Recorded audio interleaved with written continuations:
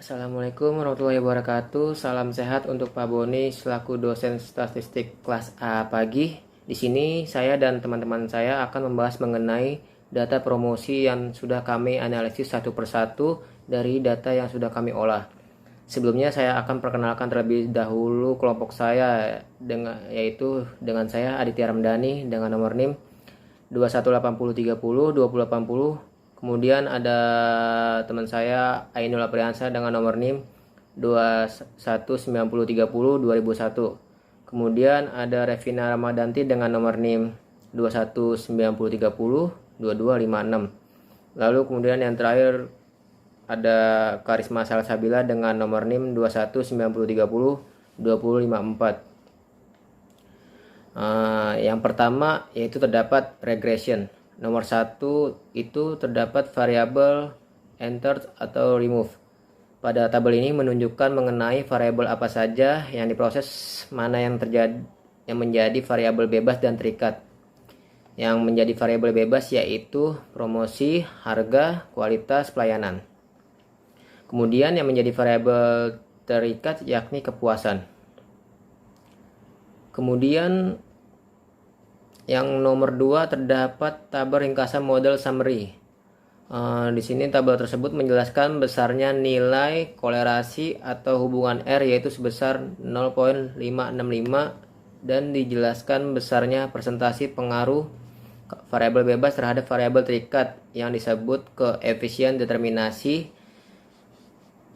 yang merupakan hasil dari penguadratan R. Dari output tersebut diperoleh koefisien determinasi R2 sebesar 0,319 yang mengandung pengertian bahwa pengaruh variabel bebas yakni promosi, harga, kualitas pelayanan terhadap variabel terikat yakni kepuasan sebesar 31,9%.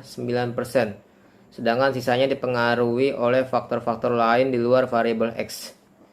Kemudian yang nomor 3 itu terdapat output ANOVA. Dari output di atas terlihat bahwa F hitung 14,969 dengan nilai signifikan sebesar 0,000.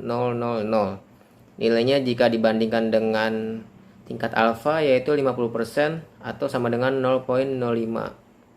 Maka 0,000 lebih besar dari 0,05 sehingga dapat disimpulkan bahwa terdapat pengaruh promosi harga kualitas.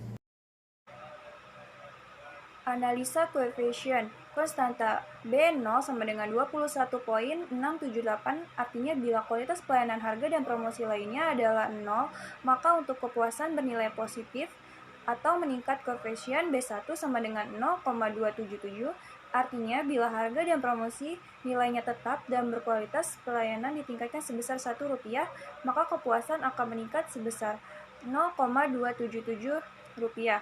Koefisien B2 sama dengan 0,199, artinya bila kualitas pelayanan dan promosi lainnya tetap dan harga ditingkatkan sebesar Rp1, maka kepuasan akan meningkat sebesar 0,199 rupiah. Koefisien ketiga sama dengan 0,307, artinya bila kualitas pelayanan dan harga nilainya tetap dan promosi ditingkatkan sebesar Rp1, maka kepuasan akan meningkat sebesar 0,307 rupiah. Sedangkan untuk nilai VIF dari semua variabel independen nilainya lebih kecil daripada 10, yaitu kualitas pelayanan sama dengan 1,536. Lebih kecil dari 10, maka kualitas penjualan bebas multikolineritas. Harga sama dengan 1,243, lebih kecil daripada 10, maka harga penjualan bebas multikolineritas. Promosi sama dengan 1,376, lebih kecil daripada 10, maka promosi penjualan bebas multikolineritas. Kesimpulannya adalah model tidak mengalami multikolineritas. Yang E adalah interpasi output, colinearity diagnosis. Hasil daripada tabel di atas dapat terlihat bahwa nilai eigenvalue sebesar 0,004, artinya kurang dari 0,01, dan nilai condition index sebesar 32,747, artinya lebih dari 30. Maka dapat disimpulkan jika menggunakan nilai eigenvalue dan condition index bahwa telah terjadi gejala multikoliniaritas pada model regresi. Assalamualaikum, nama saya Indra Priyansyah. Saya akan melanjutkan tentang residual statistik, yaitu ada nilai minimum, maksimum, nilai min, standard deviation, dan juga nilai n. Yang pertama ada predicted value. Nilai minimumnya yaitu 40.4102 dan nilai maksimumnya 52.7173. Kemudian nilai minnya 45.8200, standard deviationnya 2.30522 dan n-nya 100. Kemudian standard predicted value yaitu di minimumnya minus 2.347, maksimumnya 2.992, minnya 0.000, kemudian standard deviationnya 1.000 dan nilai n-nya 100. Kemudian standard error of predict value yaitu ada 0.352, 1.312, kemudian ada 0.646, kemudian standard deviationnya 0.227 dan n-nya 100. Kemudian ada adjust predict value, minimumnya 39.7712, kemudian maksimumnya 53.2581, kemudian minnya 45.8220, kemudian standard deviationnya 2.31393 dan nilai n-nya 100. Kemudian residual minus 9.13209, kemudian maksimumnya 10.17858, kemudian minnya 0.00000, standard deviationnya 3.37050 dan n-nya 100.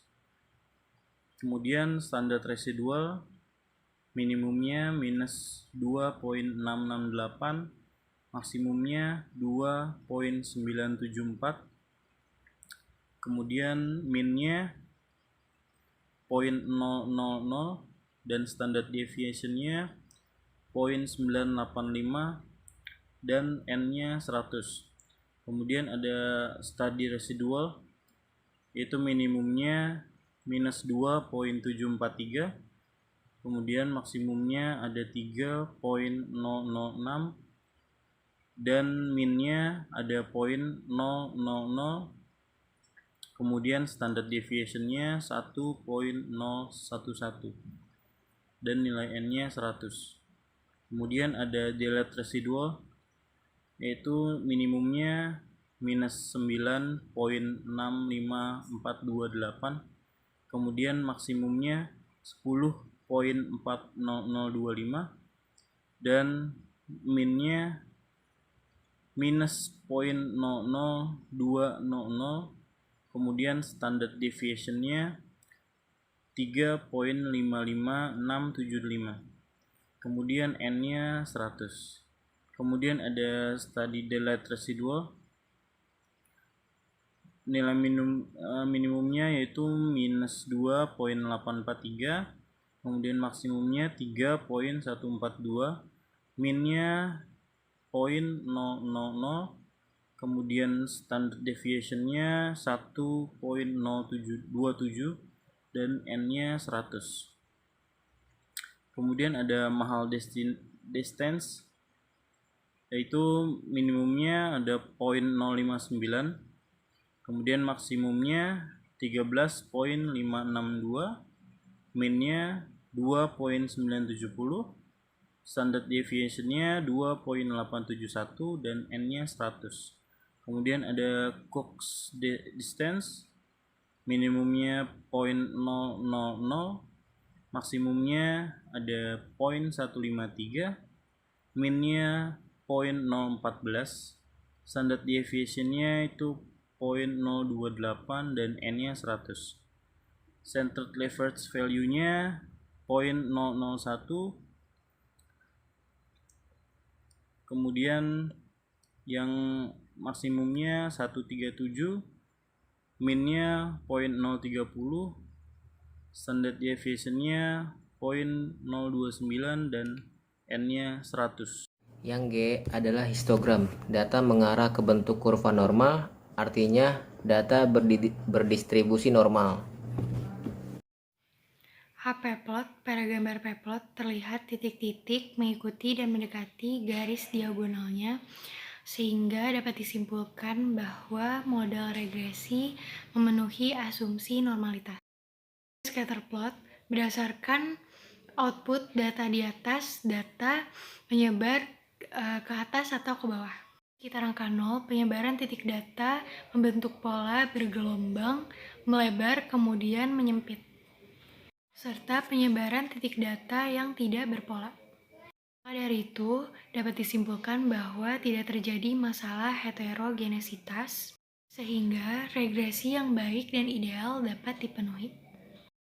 Lalu lanjut pada interpretasi uji normalitas Kosmogorov dan Smirnov. Kriteria pengujian nilai A, SIM sigtailnya bila lebih dari 0,5 maka H0 ditolak dan H1 diterima. Maka dari itu nilai data tidak dapat berdistribusi normal. Lalu sebaliknya, jika nilai A pada SIM sigtailnya lebih besar dari 0,05 maka H0-nya diterima dan H1-nya ditolak. Lalu data tersebut dapat berdistribusi normal pada data di atas. Sig sama dengan 0,1/1 lebih besar daripada 0,005, maka residualnya mengikuti sebaran kurva normal. Sekian presentasi dari kami, kurang lebihnya mohon maaf. Wassalamualaikum warahmatullahi wabarakatuh.